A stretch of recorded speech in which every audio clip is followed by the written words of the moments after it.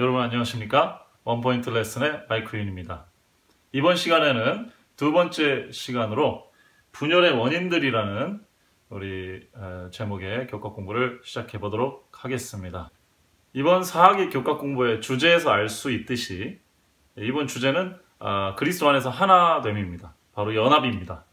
그래서 이 연합을 깨는, 다시 말하면 분열과 분쟁을 일으키는 요소들이 무엇이 있는지에 대해서 이번 주는 공부를 하게 되겠습니다. 여러분들 분열되면 어떤 생각이 드십니까? 분열이 과연 다 나쁘기만 할까요? 사람들이 많이 모이다 보면은 여러 가지 생각들과 아이디어들이 넘쳐나는 건 당연한 일 아니겠습니까? 그럼 왜 분열이 문제가 되고 오늘날 우리는 분열이 되지 않도록, 다시 말해 교회가 하나가 되고 연합이 되도록 그렇게 노력해야 될까요? 이번 주는 이런 문제들에 대해서 함께 논의하고 토론해보는 그런 많은 내용들을 담고 있습니다. 본격적으로 들어가기 전에 우리 하나님의 말씀, 기억절을 좀 살펴보고 들어가도록 하죠. 기억절은 잠언 9장 10절의 말씀입니다. 잠언 9장 10절에 여호와를 경외하는 것이 지혜의 근본이요 거룩하신 자를 아는 것이 명철이니라, 이렇게 말씀했습니다. 이 기억절과 연결지어서 24페이지 마지막 하단에 신명기 4장 5절로 6절의 말씀도 기억절과 함께 연관해서 기억해 두시면 좋겠습니다. 내가 나의 하나님 여호와께서 명하신 대로 규례와 법도를 너희에게 가르쳤나니 이는 너희가 들어가서 기업으로 차지할 땅에서 그대로 행하게 하려 함인즉 너희는 지켜 행하라. 이것이 여러 민족 앞에서 너희의 지혜요 너희의 지식이라. 그들이 이 모든 규례를 듣고 이르기를 이 큰 나라 사람은 과연 지혜와 지식이 있는 백성이로다 하리라. 네, 분열의 여러 가지 원인들이 있지만 그것을 막는, 또 어떤 면에서는 분열이란 문제에 대한 해결책은 하나님의 말씀이다. 그것이 우리에게 주신 하나님의 지혜다. 이런 결론을 초반부터 내리고 있네요. 자, 그러면 공부를 다 한 것 같습니다. 이번 주에 우리가 살펴볼 분쟁의 원인들을 크게 세 가지로 나누면 이렇게 정리해 볼 수 있겠습니다. 이스라엘의 문제 시대가 있었는데요.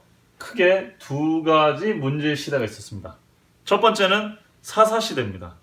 그 사사시대는 여러분들이 살펴보시는 대로 왕이 없고 각자의 소견에 옳은 대로 행할 수밖에 없던 그런 시대였습니다. 그것이 사사시대의 문제였죠. 두 번째는 이스라엘의 분열이었습니다. 12지파는 다 다른 형제였지만 한 가족과 다름이 없었죠. 그러나 여로보암과 르호보암이 나라를 서로 나눠 갖게 되면서 이스라엘은 결국적으로 분열되게 되었습니다. 이스라엘 분열되자 이스라엘의 국력이 약해진 것은 당연한 결과였죠. 구약에서는 이 사사시대의 분열과 이스라엘의 두 왕국으로의 분열이 가장 큰 분열의 문제로 삼고 있습니다. 그 다음에 우리 신약 성경으로 넘어가면 신약 성경엔 초대교회에, 특별히 고린도 교회에 교회 분열의 문제가 있었다. 이렇게 정리를 해볼 수 있겠습니다.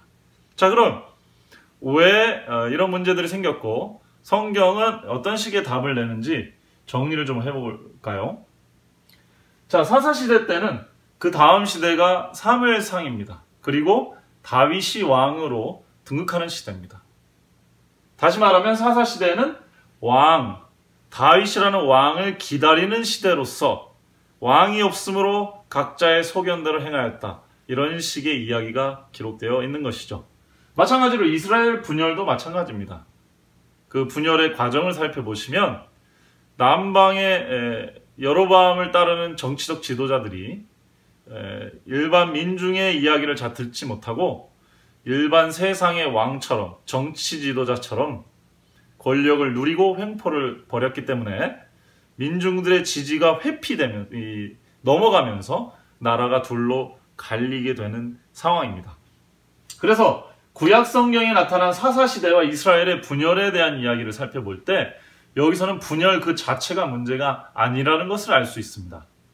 이 두 사례의 핵심적인 문제는 지도력의 문제였습니다.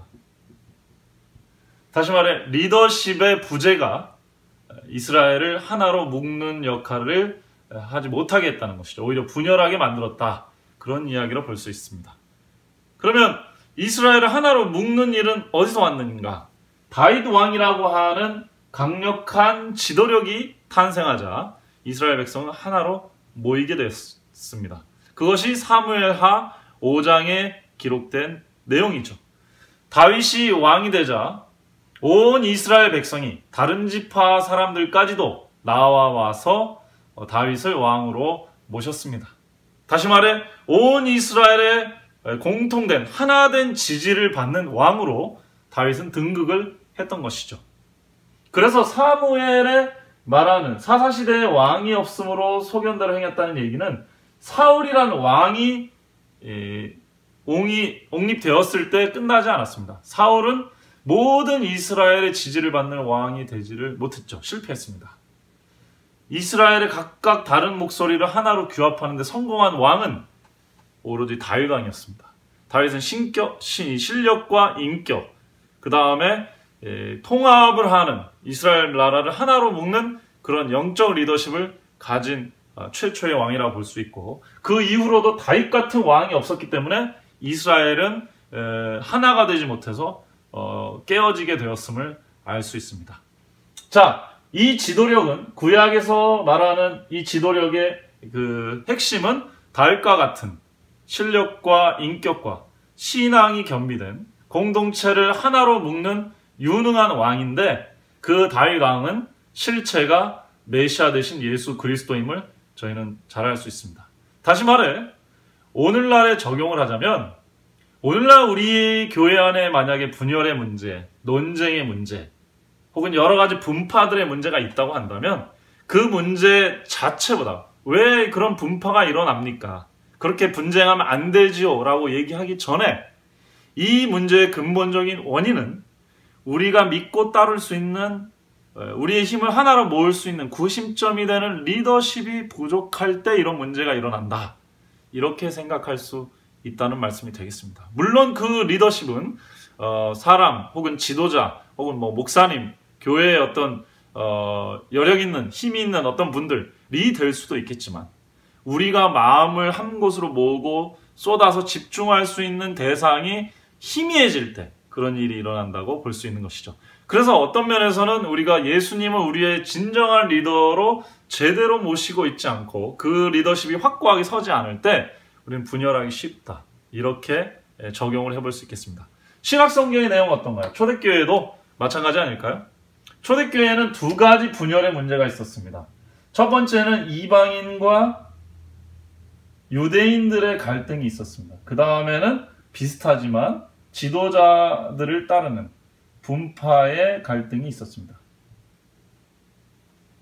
바울은 이 문제를 갈라디아서도 마찬가지고 고린도 전후서를 통해서 해결을 하려고 노력을 했죠. 이방인과 유대인 문제는 우리가 다 예수 그리스도를 믿음으로 영의 할례를 받음으로 한 가족 한 식구가 된다라고 하는 복음론적인 차원에서 접근해서 해결을 했습니다. 그리고 지도자를 따르는 문제에 있어서도 그리스도 중심으로 우리는 하나이다.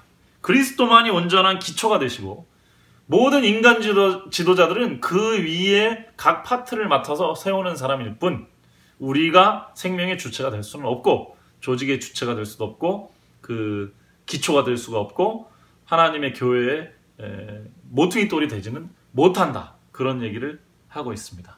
다시 말하면 바울도 초대교회 분열의 문제를 여러 지도자를 따르고 이방인과 유대인, 민족들로 나뉘는 그런 상황에서 복음으로 그리스도 중심으로 교회를 연합시켰고 이 바울은 자신이 사는 동안에는 어느 정도 그 문제에 대한 답을 내리고 그리스도 중심의 리더십을 가져갔기 때문에 교회 분열을 어느 정도는 완화시키는 그런 역할을 바울은 성공적으로 이뤘다. 이렇게 볼 수 있겠습니다. 자, 정리하자면 구약의 분열의 사례는 제대로 된 리더십이 성립되지 않았기 때문에 각자 원하는 대로 성경 말씀을 자기가 보고 싶은 대로 보고 그 다음에 해석하고 그 자기 주장을 강하게 주장하고 그 다음에 자기 뜻대로 교회를 이끌어 가려고 하시고 이런 부분들의 문제가 일어났다. 그 문제는 그런 모든 생각들을 이게 엮을 수 있는 강력한 리더십, 독재와 어떤 그런 문제하고는 좀 다릅니다. 예수 그리스도처럼 다윗처럼 백성들의 마음을 하나로 묶어서 뜻을 하나로 묶어서 어떤 방향을 제시할 수 있는 그런 리더가 있었기 때문에 다른 여러 가지 생각들, 다른 것들은 그 안에 녹여질 수 있었고 한 방향으로 힘을 쓸 수 있었다. 이렇게 볼 수 있겠습니다. 오늘날 우리 교회에 만약에 분열이 있다고 한다면 그 독특한 목소리를 내는 그 사람이 문제라기보단 그것은 문제의 결과이죠. 그 원인은 우리가 정말 바라보고 힘을 쏟아야 될 어떤 리더십이 제대로 구축이 안 돼 있기 때문에 그럴 가능성이 굉장히 높습니다. 조지 나잇 박사는 이 재림교회는 선교가 그 모든 목적이 되어야 되고 생존의 이유가 되어야 된다. 그렇게 말씀했습니다. 다시 말하면 선교가 우리의 모든 다양성을 하나로 만들 수 있는 공통점, 가장 중요한 우리의 핵심 가치가 되어야 된다. 그렇게 말을 했다는 것이죠. 그 외에는 예수 그리스도의 이름을 전파하고 하나님의 나라를 확장하는 그 일이 우리의 최고의 사명이자 목표이고 그 일을 이루기 위해서 다양한 재주와 생각을 가진 사람들이 힘을 하나로 합칠 수 있다. 이런 말이 되겠습니다. 바울의 시대도 마찬가지죠.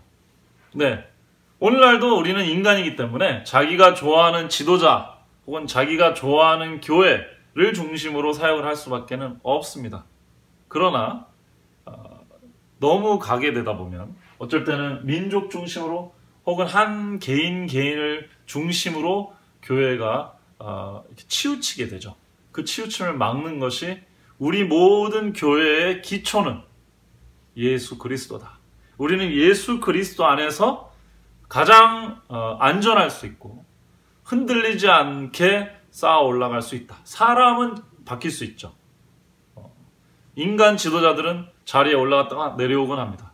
그러나 교회의 기초는 그런 재능 있고 또 카리스마 있는 지도자들한테 운명이 걸려있는 게 아니고 그 기초는 예수 그리스도에게 놓여있고 모두가 예수 그리스도에게 연결될 때에만 비로소 우리가 진정으로 하나가 될 수 있다. 이렇게 정리를 해볼 수 있겠습니다. 그러면 왜 첫 번째 날 기억절에 그리고 기억절에 여호와의 말씀의 지혜다 그런 이야기를 했을까요? 그리고 왜 돌아오라 그럼 받아주겠다 이런 말씀을 했을까요? 예. 이 분열의 문제는 우리가 인간인지라 또 교회도 이 땅 위에 있기 때문에 사는 동안에는 계속적으로 분열의 요소들이 있을 것이고 논쟁, 다툼 이런 게 없을 수는 없습니다. 그러나 우리가 항상 어디로 돌아가야 되나? 말씀으로 돌아가야 된다는 거. 그래서 말씀의 기초에서 예수 그리스도 위에서 하나가 될 때에 진정한 큰 힘을 낼 수 있다는 거. 그것이 이번 교과에서 저희가 반드시 기억해야 될 부분이라고 생각합니다. 자, 그러면 어떻게 우리가 분열을 막고 한마음 한뜻이 될 수 있을까? 예수 그리스도라는 지도력. 우리의 지도자는 참 지도자는 예수 그리스도고 우리가 다른 사람을 가르치는 게 아니라 우리는 예수 그리스도를 따르고 그리스도가 우리를 가르친다는 생각을 가질 때 우리가 하나 될 가능성이 굉장히 높고요. 분열이 있더라도 극단으로 치우치지는 않게 된다는 사실 꼭 기억하시길 바랍니다. 두 번째 우리의 사명은 선교라는 것. 우리만 잘 살기 위해서 우리만 복받기 위해서 교회가 있는 것이 아니라 다른 사람에게 축복의 통로가 되기 위해서 하나님께서 우리를 부르셨다는 분명한 사명. 이 사명이 우리를 이끌어가는 삶의 동기로 삼을 때 이 교회가 한 뜻 안에서 그 다양성에도 불구하고 분열되어서 힘을 잃고 깨어지는 게 아니라 하나님의 나라를 이룰 수 있는 분명한 어떤 가능성을 힘을 발휘를 하게 될 것이라고 생각합니다. 예수 그리스도와 선교를 통해 우리가 어떻게 다양한 위치 있는 또 특징을 가진 생각을 가진 사람들이 한마음 한뜻이 되어서 이 교회를 더 풍성하게 만들 수 있을지 우리 함께 기도하고 고민해 보았으면 좋겠습니다. 감사합니다. 오직 예수뿐이니